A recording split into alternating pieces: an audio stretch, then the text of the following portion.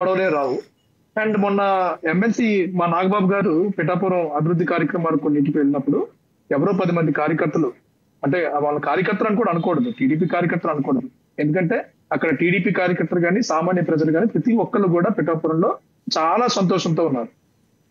పవన్ కళ్యాణ్ గారు అక్కడ ప్రాతినిధ్యం వహించడం, పవన్ కళ్యాణ్ గారిని భారీ మెజారిటీతో గెలిపించుకోవడం, పవన్ కళ్యాణ్ గారు చేస్తున్న అభివృద్ధి, పిఠాపురం పట్ల ఆయన చూస్తున్న ప్రేమ, అభిమానం, ప్రభుత్వం తరఫు నుంచి వస్తున్న సహాయం, ప్రతి ఒక్క విషయంలో కూడా ప్రజలు అక్కడ చాలా సంతోషం వ్యక్తం చేస్తున్నారు. ఇక్కడ మనం చూడాల్సిందంతా ఏంటంటే వర్మ గారు, అలాగే వర్మ గారి తాలూకు అనుచరులు ఎవరైతే ఉన్నారో ఆ 10 మందో 15 మందో, వాళ్ళు ఏదో ఇష్యూ క్రియేట్ చేయడం చూస్తే కూటమికి ఎలాంటి డ్యామేజ్ జరగదు. అయితే బాబు గారు రోజు ఇక్కడ రోజుకి బాబు గారు మీరు చెప్పండి. చెప్పింది కరెక్టే. ఇక్కడ ఒక ప్రశ్న ఉత్పన్నమవుతుంది. జనసేన పార్టీలో ఏదన్నా చిన్న ప్రాబ్లం ఏదన్నా జరిగినా ఎమ్మటనే మీ బాస్ ఎవరైతే కమాండర్ చీఫ్ ఉన్నారో పవన్ కళ్యాణ్ గారు ఇమీడియట్లీ మిమ్మల్ని కంట్రోల్లో పెట్టడానికి ఒక ప్రయత్నం చేస్తారని, కానీ టీడీపీ పార్టీలో డైరెక్ట్గా లోకేష్ బాబు గారు సీఎం అవ్వాలి అని చెప్పి బాహాటంగా చెప్పిన వ్యక్తుల్లో వర్మ గారు ఒకళ్ళు బయట. అలాంటి వ్యక్తిని ఎందుకు ఎమ్మెల్సీ ఇవ్వాల్సింది టీడీపీ ఇవ్వాలి, కానీ ఎందుకు అది జనసేన వైపు వెళ్ళి జనసేనని ఎందుకు బ్లేమ్ చేస్తున్నారని బయట చెప్పే మాటల్లో ఏమైనా వాస్తవం ఉందంటారా? అంటే ఇప్పుడు ఒక్కొక్క పార్టీలో ఒక్కొక్క రకమైన విధి విధానాలు ఉంటాయి సార్.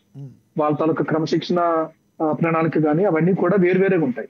జనసేనకు మాత్రం ఏ చిన్న తప్పుని కూడా పవన్ కళ్యాణ్ గారు ఉపేక్షించేది లేదు. ఎవరు కూడా పార్టీ ఏదైతే ఒక గీత గీస్తుందో ఆ లక్ష్మణ్ రేఖను దాటడానికి లేదు. మరి కరెక్టే ఆ లక్ష్మణ మీరు అన్నది. రేఖను దాటుతున్నారంటే మీరు ఆయన అదుపు లక్ష్మణ చేస్తారు. రేఖ దాటడానికి వీల్లేదు, కానీ ఒక పక్కన జనసేన ఆవిర్భావ సభ జరుగుతుంటే ఆ ఆవిర్భావ సభలో నాగబాబు గారు చేసిన కమెంట్స్ని ఏ రకంగా చూడాలి? ఆ రోజు అది ఆయన ఒక ఓవర్ గా రకంగా చెప్పారండి. ఆయన ఒక్క టీచ్ చేసింది స్టార్ట్ చేసింది నాగబాబు గారు కాదంటారా? కాదు కాదు అది వర్మ గారిని ఉద్దేశించి కాదండి. అది ఓవరాల్ గా ఏదైనా ఇప్పుడు నేను ఒక నియోజకవర్గంలో త్యాగం చేసి ఉండొచ్చు. అలాగే మొక ఆనంద్ సాగర్ గారు కూడా గన్నవరం నియోజకవర్గంలో త్యాగం చేశారు. సో ప్రతి ఒక్కళ్ళు కూడా అంటే జనసేన పార్టీ 154 స్థానాల్లో త్యాగం చేసింది. తెలుగుదేశం పార్టీ 21 స్థానాల్లో త్యాగం చేసింది. సో త్యాగం చేసిన ప్రతి ఒక్కళ్ళు కూడా గొప్ప వాళ్ళే.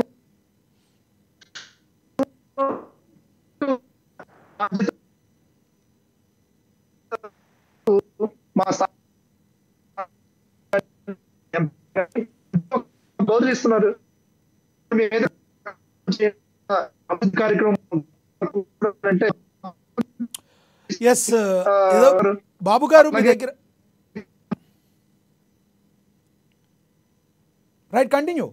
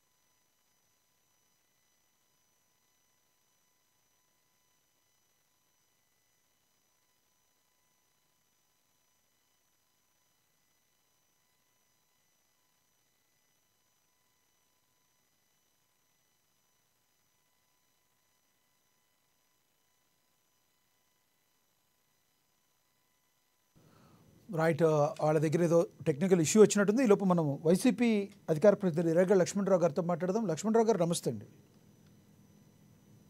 నమస్తే అండి లక్ష్మణరావు గారు. నమస్తే లక్ష్మణరావు గారు, ఏపీ రాజకీయాలు ఎప్పుడూ హాట్గానే ఉంటాయి. అయితే ఎప్పుడు కూడా అధికార ప్రతిపక్షాల మధ్య తోటాలు పేలుతూ ఉంటాయి మాటలు. కానీ ఇప్పుడు కూటమి ప్రభుత్వంలో కుమ్ములాట స్టార్ట్ అయ్యింది అని ప్రచారం జరుగుతుంది. ఏమన్నా వాస్తవం ఉందంటారా? ఈ కుమ్ములాటకు ప్రధాన కారణం వైసీపీ అని కూడా కొంతమంది మాట్లాడుతున్నారు. ఎందుకంటే ఒక టీడీపీ ముసుగులో వైసీపీ వెళ్ళి ఇలా చేస్తుందని చెప్పేవాళ్ళు కూడా లేకపోలేదు. దీనిలో ఏమైనా వాస్తవం ఉందంటారా?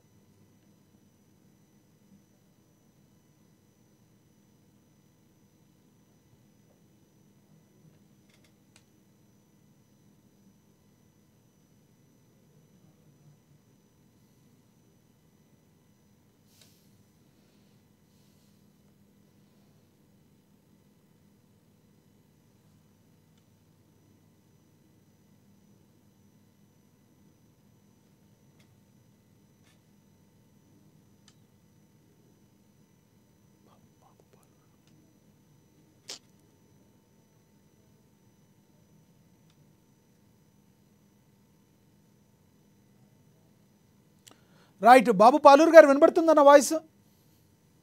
వినిపిస్తుందండి. Yes, continue sir please. అదే ఇప్పుడు వర్మ గారికి ఏం కావాలి ముందే నేను అడిగాను. అతను ఏం కోరుకుంటున్నాడు? ఇప్పుడు ఆయనకి ఎమ్మెల్సీ కావాలా, లేకపోతే కాంట్రాక్ట్లు కావాలా, లేకపోతే పిఠాపురం అభివృద్ధి కావాలా అనేది స్పష్టత ఉంటే ఈ గొడవలే రావండి. మేమైతే సంపూర్ణంగా అభివృద్ధిని కోరుకుంటున్నాం. మా నియోజకవర్గాల్లో, మా ప్రాంతాల్లో, మా జిల్లాల్లో, మా రాష్ట్రంలో అభివృద్ధిని కోరుకుంటున్నాం. అది ఎవరు చేస్తారనేది అనవసరం. చంద్రబాబు నాయుడు గారు, పవన్ కళ్యాణ్ గారి నేతృత్వంలో అభివృద్ధిని కోరుకుంటున్నాం. సో పిఠాపురంలో వర్మ గారు కూడా అభివృద్ధిని కోరుకుంటే చూస్తూ ఉండమనండి. చక్కగా అభివృద్ధికి సహకరించమని చెప్పండి. ఎన్ని అభివృద్ధి కార్యక్రమాలు చేస్తున్నాం సార్. మొన్నటి వరకు పిఠాపురంలో బస్ స్టాండ్ అంటే ఎక్కడో తెలిసేది కాదు. ఈ రోజు బస్ స్టాండ్ మనకి వినియోగంలోకి వచ్చింది. ఒకప్పుడు వింత చేష్టలకి, వికృతి చేష్టలకి అదొక అడ్డాగా మారింది. ఎవరు ఎన్ని అనుకున్నా పిఠాపురం అడ్డ పవన్ కళ్యాణ్ గారి గడ్డ. కుప్పం చంద్రబాబు నాయుడు గారికి, అలాగే పులివెందుల జగన్మోహన్ రెడ్డి గారికి ఎలాగైతే మీరు అంటున్నారో, పిఠాపురం దానికి రెండింతలు పవన్ కళ్యాణ్ గారికి చేదోడు వాదన అవుతుంది. దానికి తగ్గట్టుగానే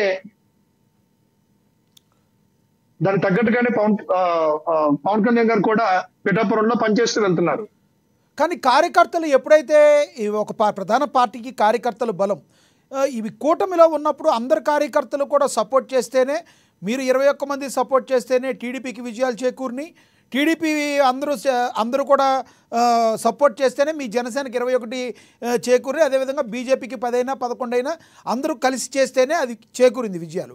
కానీ ఇలాంటి భావంతో 2029లో మీరు మళ్ళీ ఎలక్షన్లకు వెళితే పిఠాపురం మళ్ళీ హాట్గా అయ్యే అవకాశం లేదంటారా? సార్ మీకు చంద్రబాబు నాయుడు గారి గురించి చాలా బాగా తెలుసు. ఆయన అడ్మినిస్ట్రేషన్ గురించి మీకు తెలుసు, ఆయన క్యాపబిలిటీ గురించి తెలుసు. ఇలాంటి చిన్న చిన్న విషయాలకి కూటమి ఎక్కడ బలహీన పడిపోతుందనే ఆస్కారం అయితే లేదు. పవన్ కళ్యాణ్ గారు గీసిన గీతం దాటకుండా నడిచే వ్యక్తులు మేము. సో జనసేన పార్టీ తరఫు నుంచి ఎలాంటి ఇబ్బంది లేదు. అలాగే తెలుగుదేశం పార్టీ విషయంలో కూడా చంద్రబాబు నాయుడు గారి మీద మాకు సంపూర్ణమైన నమ్మకం, విశ్వాసం ఉన్నాయి. తప్పనిసరిగా ఆయన ఇవేవి కూడా మాకు అడ్డంకులుగా ఉండబోవు. అలాగే భారతీయ జనతా పార్టీ దానికి ఒక స్పష్టమైన ప్రణాళిక, అలాగే నరేంద్ర మోదీ గారు, అమిత్ షా గారి దిశానిర్దేశం మీద రాష్ట్రంలో నడుస్తుంది. కాబట్టి కూటమిని బలహీనంగా ఉంచడానికి 3 నాయకులు బలంగా నిలబడితే చాలు. అది ఒకటి నరేంద్ర మోదీ గారు, చంద్రబాబు నాయుడు గారు, పవన్ కళ్యాణ్ గారు.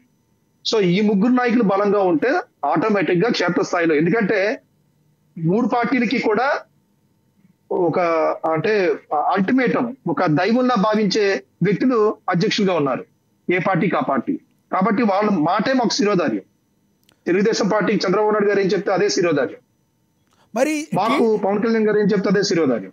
పవన్ కళ్యాణ్ గారు మీకు చెప్తున్నారు కానీ ఎందుకు వర్మ గారిని కంట్రోల్ చేయట్లేదు అనే బయట వచ్చే మాటల్లో వాస్తవం ఉందంటారా? వర్మ గారితో మీకు ఏ ప్రాబ్లం లేదు? సరైన సమయంలో సరైన విధంగా చంద్రబాబు నాయుడు గారు స్పందిస్తారు, వర్మ గారితో మాట్లాడతారు. ఆల్రెడీ ఇది వరకు ఒక 3-4 సార్లు మాట్లాడున్నారు. సో ఒకవేళ ఇంకా ఆయన శృతి మించి ప్రవర్తిస్తే కనుక తప్పనిసరిగా టీడీపీ పార్టీ ఏం చేయాలో చేస్తుంది.